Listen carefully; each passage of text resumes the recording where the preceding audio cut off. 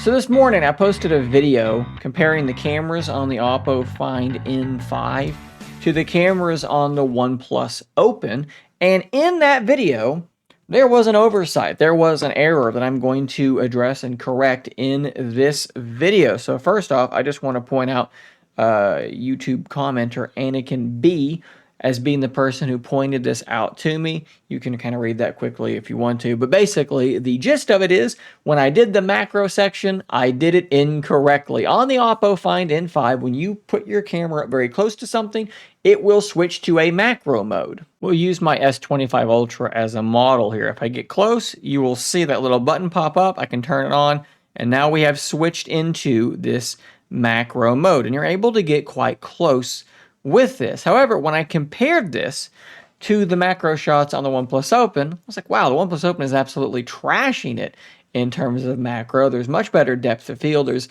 better detail, there's less noise.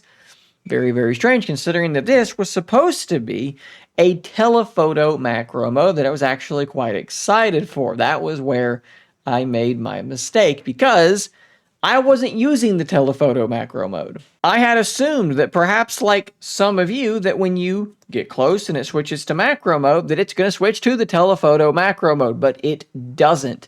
What you have to do is actually manually change to that 3x lens, and then click the little hamburger menu up here, and then switch to macro shot. You can then kind of pull back a little bit, and there is your actually good macro mode. So with that little bit out of the way, let's look at some real samples. Quickly, just to let you see the difference, this is the crummy macro mode that it switches to automatically, which is actually using that really bad ultra-wide camera. It's noisy, there's no depth of field, it's not good. Switching to the Tele macro, and yes, you are a lot closer, you are a lot more detailed, and there is, of course, a lot more depth of field, which is great to see. Once again, here's the crummy ultra-wide macro. Here is the Tele macro. You should be using this one. It's way better. But now let's look at this one from the Oppo Find N5, and let's compare it to the ultra-wide macro mode on the OnePlus Open. As you can see, it's definitely no slouch, although it does appear to me as though we're getting a little bit closer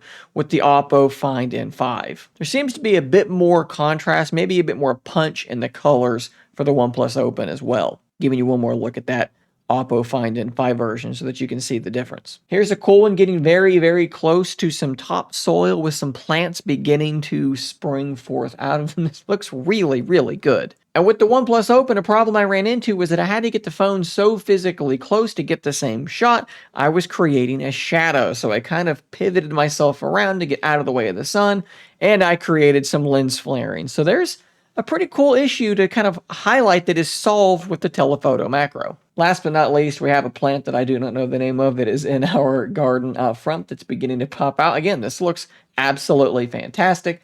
And on the OnePlus Open, it's definitely not bad, but guys, the Oppo has more depth of field, it's got more detail, and it's getting in closer. I think this is a win for the Oppo Find N5, and in my other video, I had this as a major loss for the Oppo Find N5 because I was using the wrong lens.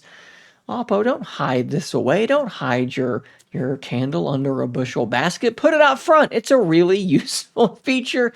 Now you guys know how to use it. Maybe you already did. Maybe I'm just dumb for not seeing it. Again, thanks to commenter Anakin B for pointing this out. There you go. Thanks for watching, guys. Subscribe for more content like this. And until next time, stay nerdy, my friends.